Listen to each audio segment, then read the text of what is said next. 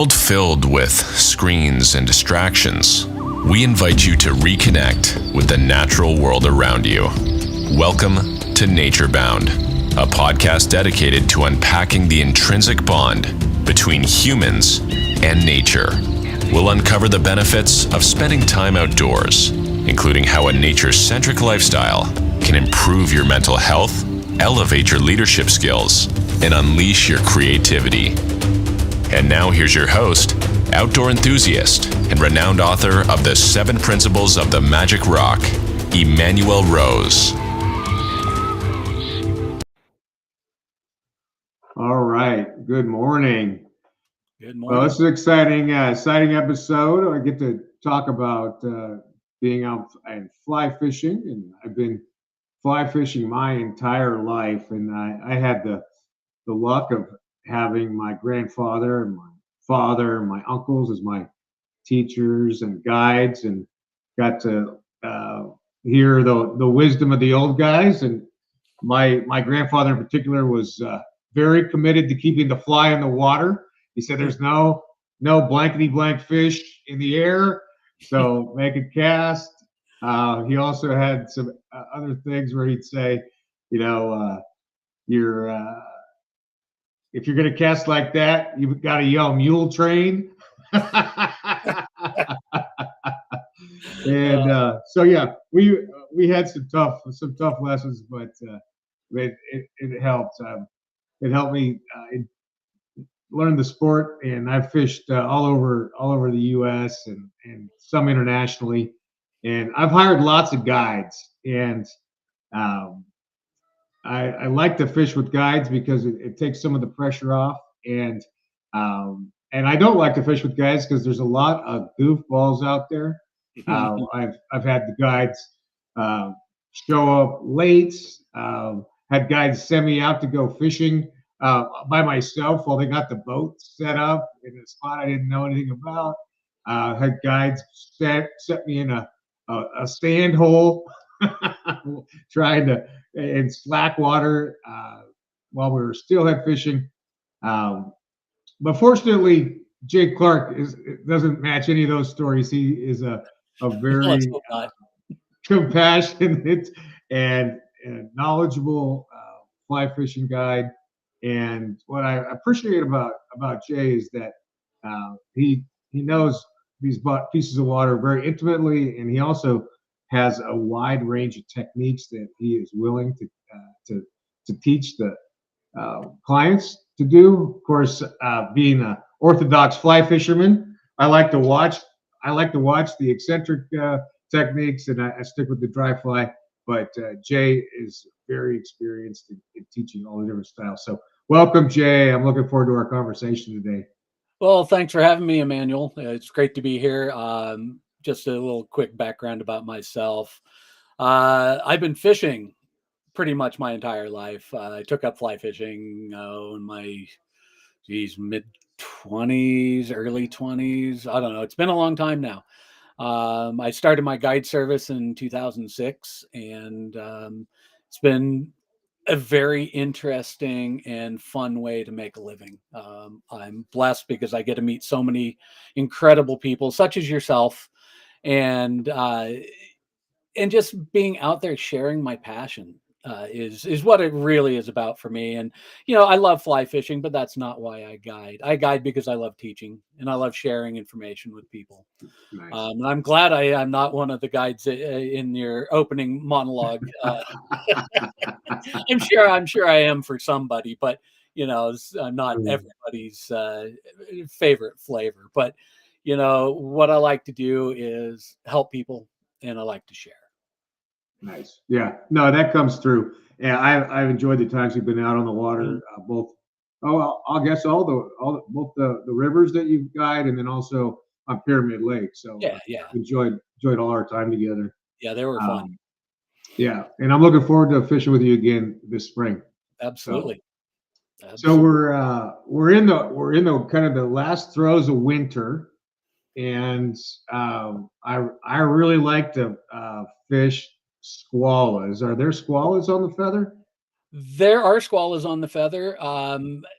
I went out yesterday to scout around after the storm, and the only squala I saw was a spent one on the snow. I didn't Yeah. see any on the water at all yesterday, but it's not surprising. Water temperatures have dropped back down a little bit. Um, uh, they're starting to show in numbers on the Truckee. They were before the storm, and I was seeing a few before the storm on the Feather, but they just weren't attracting the fish just yet. Yeah, I it's still expect that early, to right? change. What's the water temp was? What did you say? Like 38? Was it It that was low? 38 yesterday, Yeah. and before the storm, it had come up to 45 for a day. So it's a pretty drastic water temperature swing. The fish are adjusting to it. There weren't many bugs out yesterday, unfortunately. I did catch a few fish and talked to a buddy who did pretty well fishing streamers. So uh, Nice. that's always fun. What kind of water temp are we looking for to get kind of that first good spring hatch going? The middle feather warms up a little bit faster. Once we hit the 40s, I mean, we've had good dry fly fishing over the last month on the feather. Some of the best I've seen this time of year, and the water temps were 38 to 40 degrees.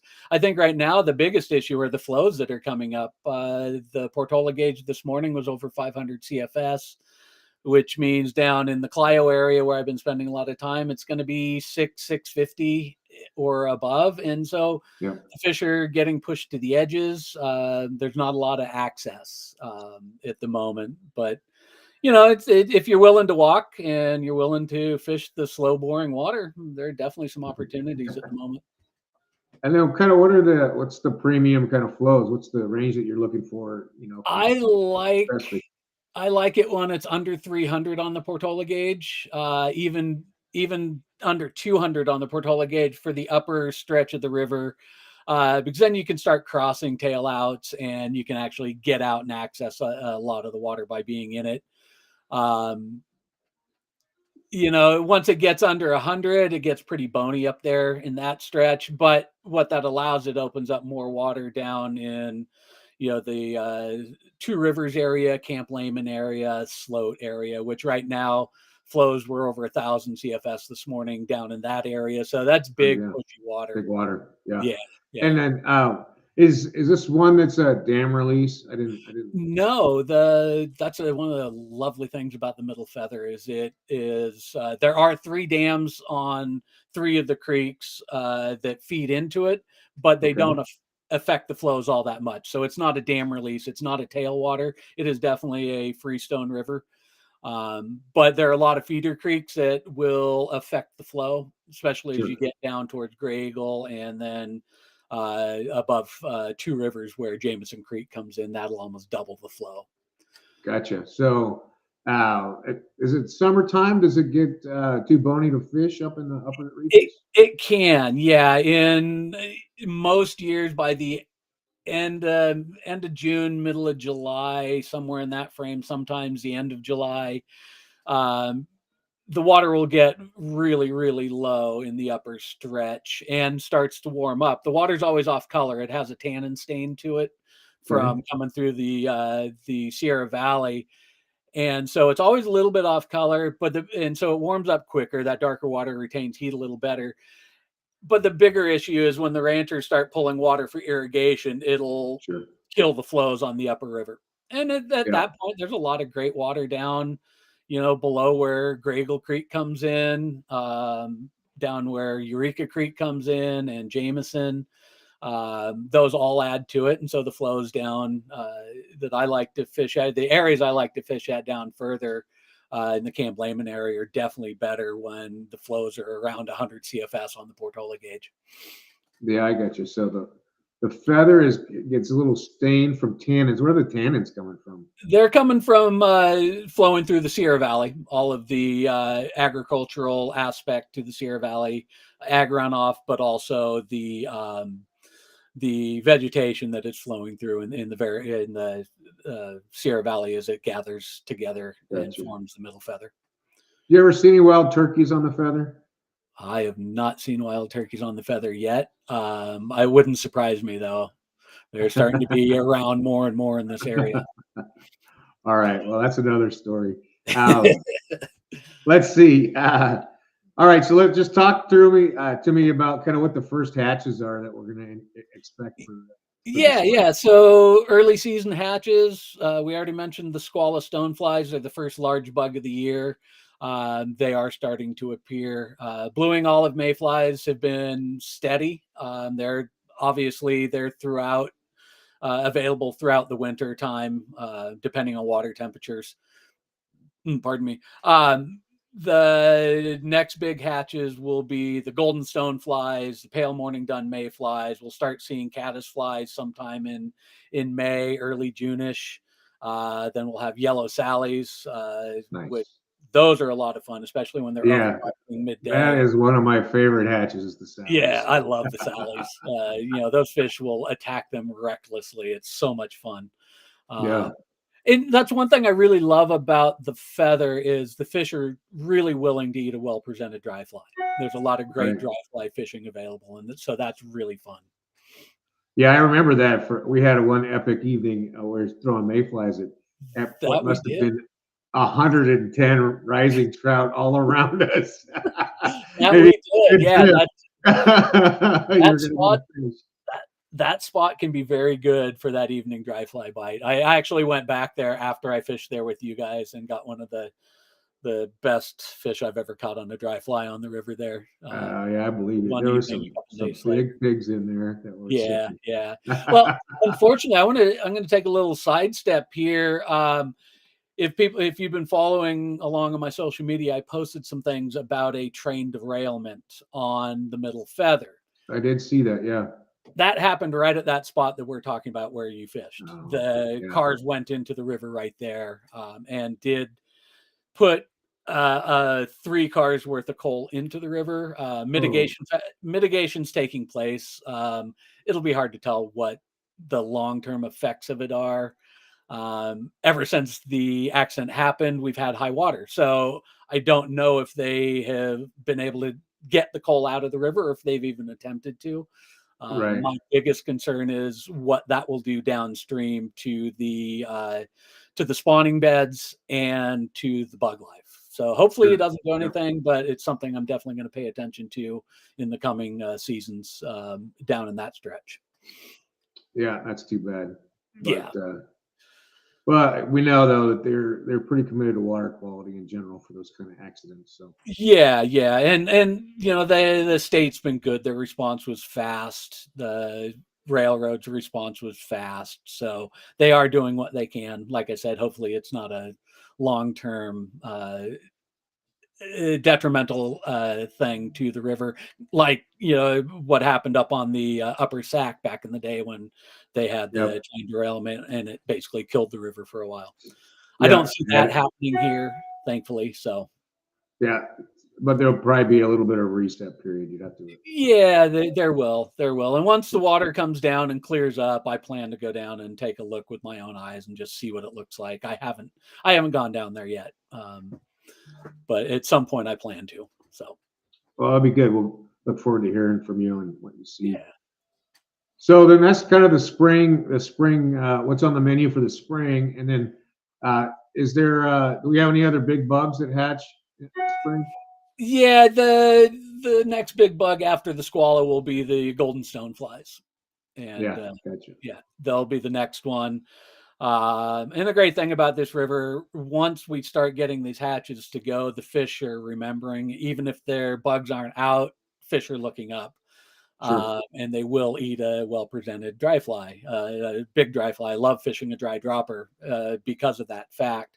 And this winter, I've been surprised by a number of decent fish that have come up and eaten the big dry fly when I did not expect it. So I know you learned that lesson. I learned that lesson on the McLeod, right? I was indicator fishing on the McLeod, and I kept having fish come up and grabbing my indicator. Like, okay, that's the no win. We're just gonna throw the big bugs at them. Yeah. It's funny. I had that happen with a client last June on the upper Little Truckee where it dumps into Stampede Reservoir. We were in there indicator nymphing, and we caught some nice lake run fish in the river, and all of a sudden, fish eats his indicator, and it holds on. We're fighting the fish on the indicator. He wasn't going to let it go.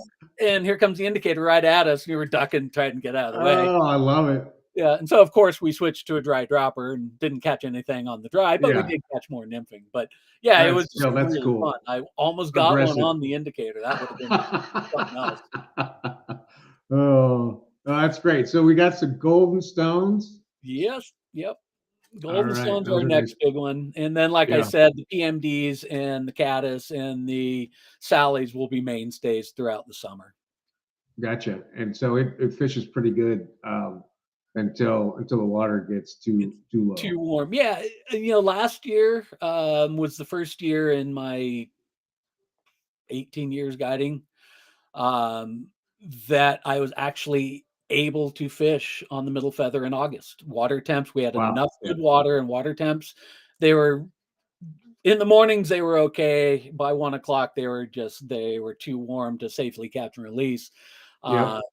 But it was a shock to be able to run trips in August this year. That was Sure. something really new, and I really enjoyed That was pretty dramatic snowpack last year, wasn't it? Yes, it was. It was How much over normal was the snowpack? I don't know the percentage. I just know that spring came in June last year. Yeah. Right. And this year, I think it's going to be a little bit earlier. I mean, this last storm really dumped a lot of snow in the high Wow. country. I'll say. Yeah. And quite a bit of Hundreds of snow at inches. lower elevations, like where I'm at in Sierraville, it's just under 5,000 feet. And we got anywhere from 2 to 3 feet of snow, which is it's down to about 6 inches of snow now because the ground is warm underneath. And so with the longer days and the warm ground, the snow is going to melt off fairly quickly, and it is running off. So I think our spring runoff is going to be a lot earlier than June this year. Sure. Yeah. Fingers crossed. I'm hoping. Yeah. And then, so in the fall, is it some rainwater come in and help push up the flows and create fishing again? It does. Also, the other thing in the fall that happens when the ranchers quit pulling water for irrigation, that helps the flows come up a little bit too. Okay. And Yep. that water is actually flowing down the river. And typically in the fall, if I've had to pull off the river due to warm water temperatures, most years I'm able to get back on sometime in early September when the water temps will start dropping. We start getting those cool nights in September, Yep. and that really helps. And it also helps depending on how much water we get during the summer. If we have a kind of wet summer like we sort of did last year, we had a little bit more rain. It helped Yeah. perpetuate the longer, slower release of the snowpack, and that was good. Yeah. That's awesome. Yeah.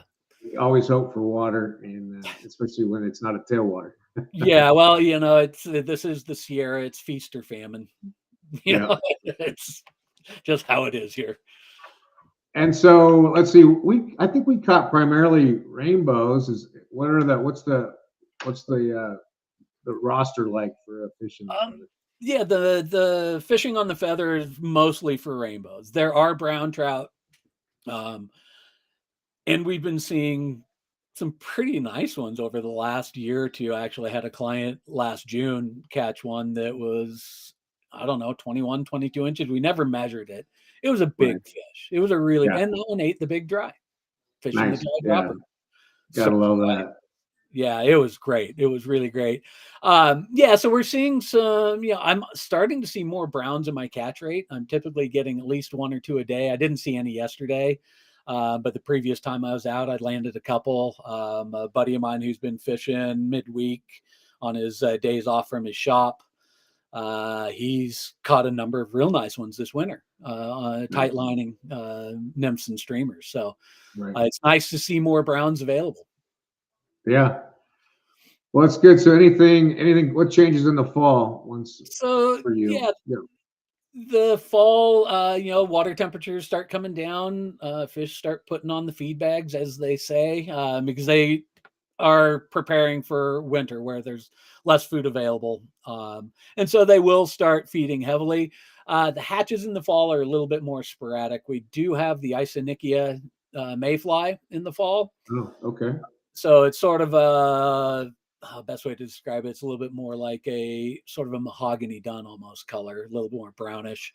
So it is available. So there can be some good dry fly fishing. The nymphing is good in the fall because, we have hatches of Baetis and midges daily throughout the year.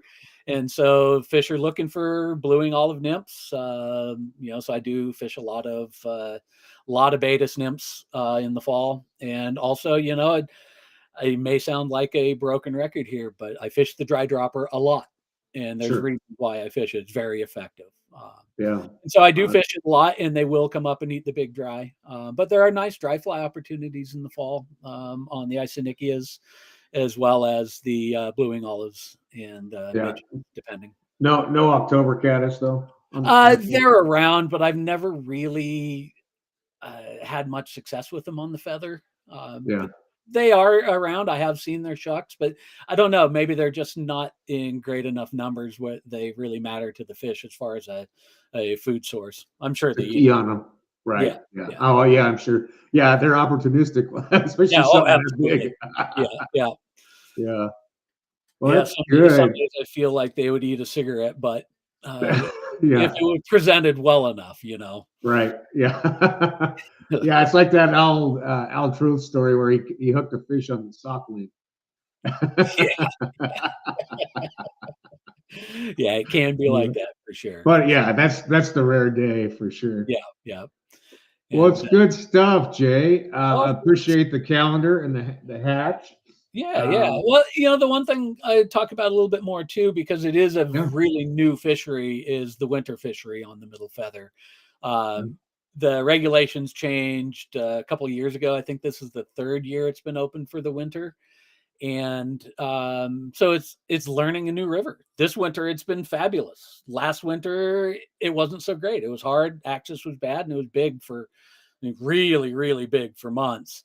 The winter before, I was able to find some fish, but the water temps were super cold. So it's fun learning this new fishery, and I look forward to sharing this fishery with people in the future because, the thing I love about the Feather River is the solitude. We can get out, and midwinter, it's pretty much guaranteed you won't see another fisherman on the water. You here and there, if you're like at one of the major access points, you might see a couple of cars, but it's pretty minimal. And for me, that's something that speaks volumes, is being able to go out and have the solitude that I'm seeking, and to be able to commune with nature in the way that I prefer to. Yeah, no, that's beautiful. And usually when you run into those guys, they're guys you want to talk to anyway. Absolutely. They have the same disease. Yeah. They're definitely there for the similar reasons. And there are a few hardcore people that I run into on the feather in the winter. So yeah. And so you're able to throw like a little switch rod at them, or what do you do? Yeah, so I swing flies a lot on the feather with trout spay. So I've been using a 11-foot 4-inch 4-weight. It's an Orvis Clearwater. Nice. I've got it set up with a trout spay line from Rio, and I can run tips off of it, floating tips, sinking tips. So I do love doing that. That is one of my favorites. And so I do that technique a lot, especially if I'm by myself and I just want to thoroughly immerse myself into swinging. Swinging is one of my favorite things to do, and I don't get to the coastal rivers to fish for steelhead very often these days. And so I can get my fix on the feather doing that, and it can be very productive. The most fun I've been having this winter is swinging soft tackles on a floating tip through rising fish. Yes. It's just, you swing flies, Oh yeah, no. I think the soft tackle is doesn't get enough press. Yeah, I would agree. It's beautiful. They're beautiful flies, and the fish like them as much as we like them. And it's something I've fished on the feather for a long time, especially in the summertime in the riffles. Swinging a soft tackle in the fast riffles in the summer you can have a lot of action doing that. So it's really fun, really fun. So I just love swinging flies. Well, it's cool that you got a year-round fishery that you get to enjoy, and you get to bring people in to enjoy with you. So, Yeah, uh, good for you. It's yeah. awesome. Well, I look forward to our trip in May, and I'll keep it on my radar for next winter after duck season ends. yeah, absolutely. Yeah, duck hunter, you got to get out there and do the duck thing. I get it. And so your website address is jclarkflyfishing.com? That is correct. jclarkflyfishing.com. I'm in the process of having it rebuilt, but the old site is up and running, and all my information is there. Links to my socials are on there as well. I do Facebook. What's the Instagram handle? Tell us the Insta handle. Instagram handle is at jclarkflyfishing, and my Facebook is jclarkflyfishing. So pretty easy to find. The Insta posts have been good this winter. It's been fun to stay in touch with you. Thanks. Yeah, I've been working on that. I have a love-hate relationship with social media, but I recognize the importance of it as a marketing tool. And so that's one of the things I dislike about social media is that's what it's really become, is more for marketing than how it used to be, where it was, friends, sharing stuff with friends, which is fine. Things change. So I'm starting to embrace it as a marketing tool, and I'm learning a bit more about it as a marketing tool. That's the hardest part for me in all of this, is the marketing. I'm good I'm good behind the scenes, getting my stuff prepared and being professional and being ready for a day on the water. It's the marketing that gets me, but I'm learning. Right. Yeah, no, that's good. Well, thanks again for taking some time this morning. Absolutely. And I want to thank you thank the people who are listening. And we're looking forward to some more episodes coming up around wintertime camping and around driving in the snow. And people need to watch that. And another episode on how to get your kids or grandkids outside so that they want to put their smartphone down and go and do something. That's important stuff right there. Thanks again, Jay. Go ahead. Go ahead. Oh, wait. No, I was just going to say thanks again. And thank you. Remember to get outside and get nature bound.